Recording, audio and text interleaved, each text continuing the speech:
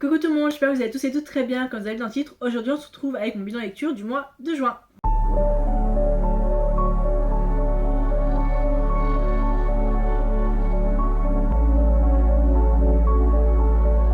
Tout d'abord, première chose, je tiens à m'excuser pour la luminosité. Moi je me sers de la luminosité extérieure, donc de la fenêtre, donc de la lumière qui vient. Donc ça paraît bizarre, surtout vers le fond, ça paraît un peu flou, c'est normal, je peux pas faire autrement malheureusement.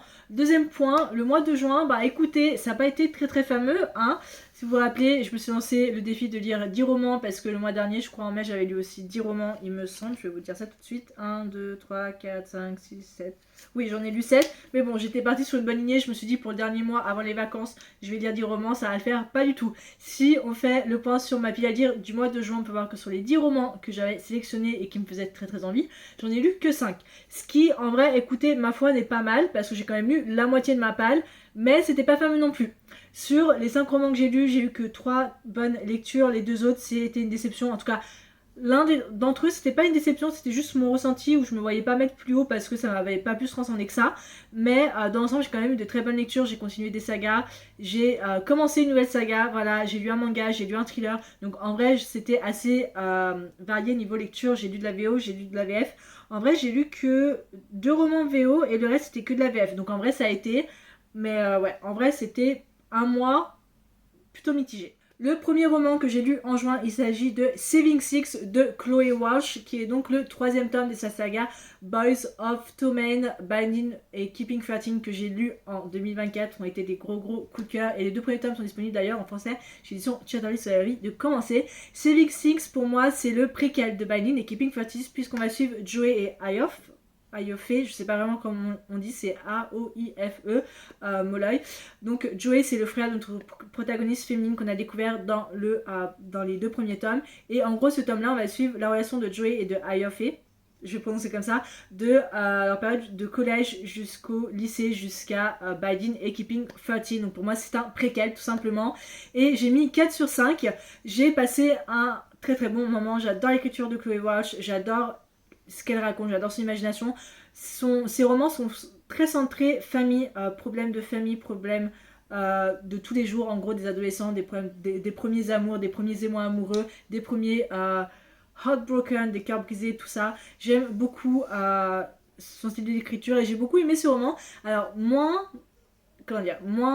triste, moins dur que les 2 romans précédents, mais j'aime beaucoup avoir le côté du point de vue de Joey, voir comment un garçon de 13-14 ans travaille dans un garage pour essayer d'aider sa famille à récolter de l'argent parce que bon, avec un père alcoolo et une mère qui est là mais est absente à la fois, voilà, c'est assez compliqué. J'adore voir Joey prendre le rôle vraiment. Vous voyez Shameless, vous voyez Fiona, ben voilà, Joey c'est Fiona tout simplement, et j'adore voir son côté très responsable et voir qu'il a dû grandir et devenir adulte avant même qu'il soit adolescent, simplement pour pouvoir s'occuper de sa soeur, s'occuper de ses 2 petits frères, enfin de son frère du second qui va arriver. Donc j'aime beaucoup voir comment est-ce que en fait voir comment ce qu'il a vécu lui en fait a fait un peu l'homme qu'il est dans Binding et Keeping 13 et voir pourquoi est-ce que il est aussi détaché de sa famille que ça. Et j'aime beaucoup aussi le personnage de Aoife, voir son évolution parce qu'on la connaît vraiment comme la petite amie de Joey dans Binding et Keeping 13. On sait un peu pas de choses d'elle mais pas grand chose non plus, et donc j'ai adoré voir sa famille, voir un peu le dysfonctionnement, finalement se dire que sa famille n'est pas aussi parfaite que celle de Joey, et voir comment est-ce que les deux, avec leur trauma et avec leur famille, ont pu se rencontrer, ont pu tomber amoureux.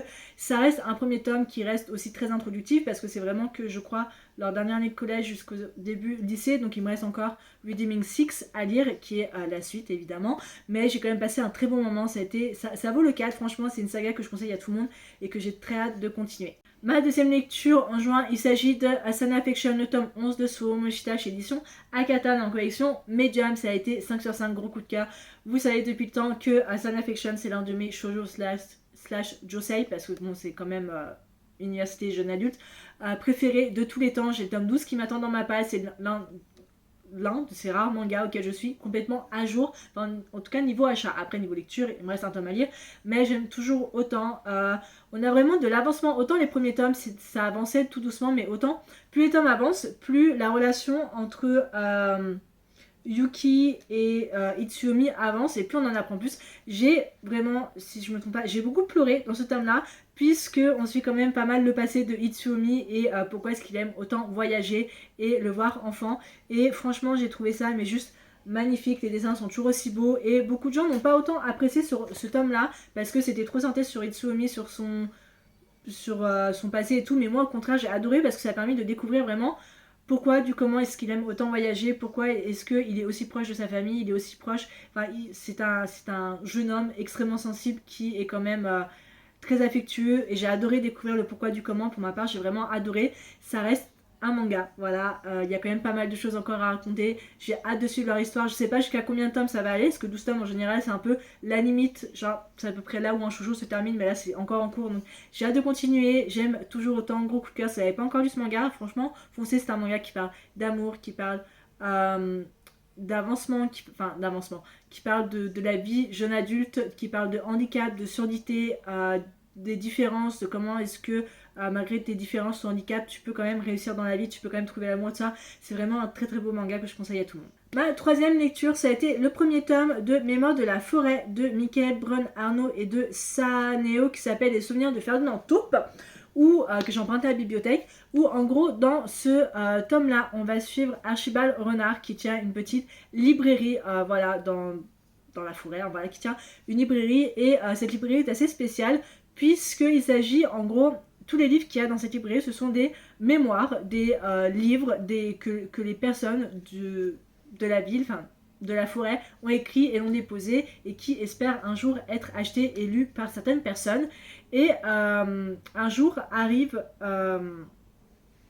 Ferdinand Taupe qui arrive et qui est à la recherche de son mémoire où il y a toute sa vie, tout son passé, la rencontre avec sa femme surtout qui a été écrit et il vient pour l'acheter, le récupérer, mais malheureusement quelqu'un l'a déjà acheté et Archibald part avec Ferdinand à la recherche de ce fameux mémoire et en faisant un tour dans les souvenirs de Ferdinand parce que tout simplement Ferdinand a une maladie spéciale, je me rappelle plus du nom mais en gros de notre point de vue à nous c'est la maladie d'Alzheimer où il commence à perdre ses souvenirs et tout. C'est un roman jeunesse, je l'ai noté 4 étoiles qui m'a beaucoup touchée. Voilà, c'est un roman qui se lit très rapidement, les dessins sont juste magnifiques et l'histoire en elle-même est très très belle, très très touchante, et très très triste aussi.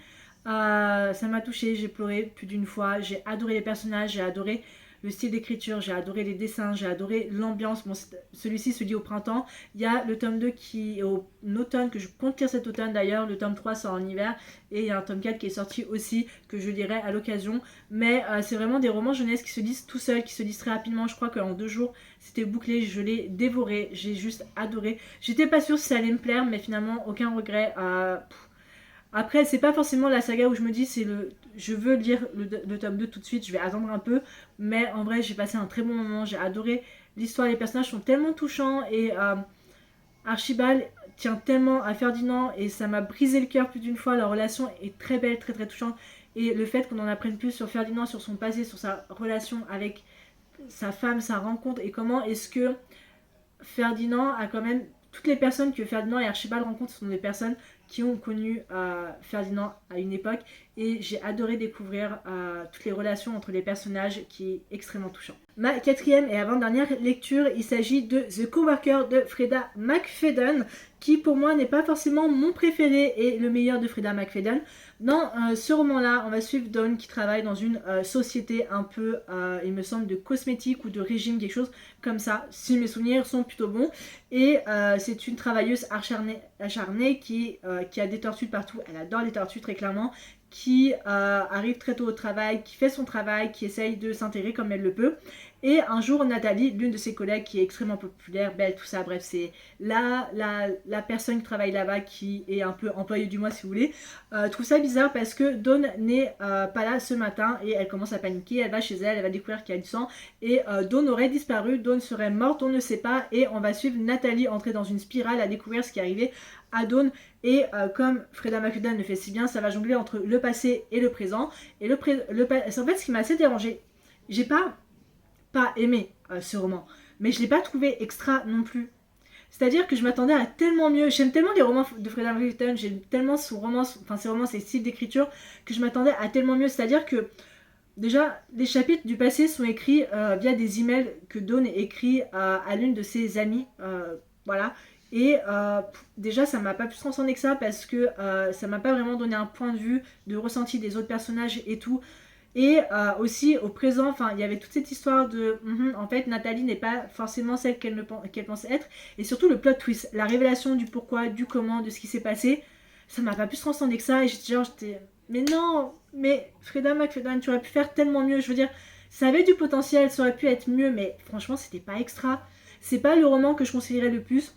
C'est le deuxième roman d'elle que je note 3 étoiles. Le tout premier roman que j'ai lu d'elle, c'était The Teacher, donc la prof, qui est sortie en français récemment, que j'ai lu. C'était mon premier roman d'elle. J'ai noté 3,5 parce que je n'ai pas trouvé extra. La fin non plus m'a pas plus transcendé que ça.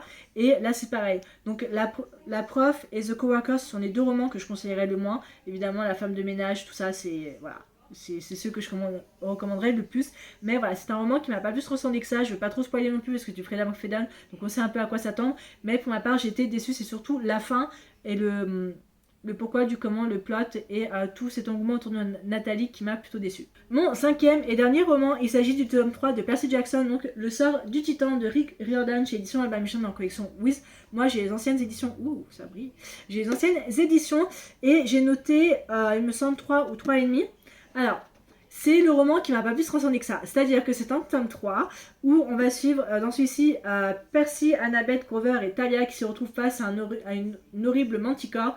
Ils n'ont la vie sauf que grâce à l'intervention de la déesse Artémis et de ses chasseresses. Mais lorsqu'Annabeth puis Artémis disparaissent, une nouvelle quête semée d'embûches s'annonce. Percy devra plus que jamais se méfier des manipulations et des pièges de Chronos, les seigneurs du temps.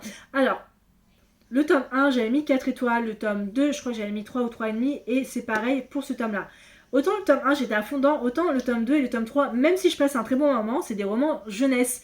Et en vrai, ça me transcende pas plus que ça. Je me vois pas mettre 4, je me vois pas mettre plus haut que 3, 3,5 parce que c'est des bons romans, mais c'est-à-dire qu'à la fin, chaque fin que je termine Percy Jackson, je fais ouais, bon bah ça y est, c'est lu, mais je me vois pas mettre plus haut. J'ai bien aimé parce qu'en plus, dans ce tome 1, on a l'arrivée de Nico, qui je sais est un personnage extrêmement important à la suite de l'histoire, donc j'avais très très hâte de voir l'arrivée de Nico, très hâte de voir Artemis. J'aime beaucoup le fait que ce tome 3 se concentre un peu plus sur la relation entre Percy et Annabeth, mais surtout sur le ressenti de Percy envers Annabeth. J'ai fait oulala. Il y a Luke aussi qui est très présent. J'attends toujours cette redemption arc de Luke. Je me dis, il va avoir un moment de rédemption. Je pensais que ça allait arriver dans le tome 3, mais pas du tout. Et malgré tout, il se passe quand même pas mal de choses. On a l'apparition d'autres dieux à côté. On a Grover qui joue un rôle aussi très important. Percy, on a Talia qui... J'aime beaucoup le fait qu'on a mis beaucoup Talia en avant dans ce second tome, dans le troisième tome. Second tome, elle était là, donc j'ai aimé le fait qu'elle soit un peu plus... qu'elle soit un peu plus présente. Mais là, elle était vraiment 100% présente. C'était genre l'un des personnages principaux de l'histoire. Et j'ai beaucoup aimé ce côté-là. Et voilà, après, ça reste quand même un troisième tome qui est plutôt pas mal. Je compte pas lire le tome 4 tout de suite, tout simplement parce que je ne l'ai pas. J'ai le tome 1, 2, 3 et 5. Donc il me manque le tome 4 dans cette édition-là qu'il faudrait que je pense acheter peut-être sur Vinted d'occasion pour pourquoi pas continuer. Mais voilà, pour le moment, je vais pas forcément continuer Percy Jackson. Je relirai le tome 2 en décembre pour la sortie de la saison 2 pour que je puisse après vous faire mon retour sur la saison 2 en elle-même, faire un review série, voilà. Mais ça reste une bonne lecture, mais sans plus. Donc voilà, c'est tout en ce qui concernait mon bilan lecture du mois de juin. Comme vous avez vu, c'est une vidéo assez courte parce que, bon déjà, à l'heure où je filme cette vidéo, on est fin juillet. Donc je vais pas vous mentir, entre juin, juillet, là j'ai pas trop de souvenirs non plus de tous les romans que j'ai lus le mois dernier. Mais voilà, ça n'a pas non plus été des romans qui m'ont extrêmement transcendé, à part Sibling Six et Sunny Affection. Le reste c'était de bonnes lectures. Mais voilà, Sibling Six c'est vraiment le roman qui m'a le plus marqué pour le mois de juin. Dans tous les cas, j'espère que la vidéo vous a plu. J'essaie d'être plus présente sur la chaîne. J'espère que ça se remarque. Bien que je suis un peu en manque de motivation à niveau décider de filmer des vidéos, mais j'essaie de faire mon mieux. Dans tous les cas, j'espère que la vidéo vous a plu. Je vous retrouve la prochaine fois pour une prochaine vidéo qui, je pense, sera, vu que fin juillet, ça un mercredi, il me semble. Je pense que la semaine prochaine sera sûrement ma palle pour le mois d'août parce que sinon je ne pourrais pas faire ma palle avant. Voilà, donc dans tous les cas, je vous retrouve la prochaine fois pour une prochaine vidéo. Ciao!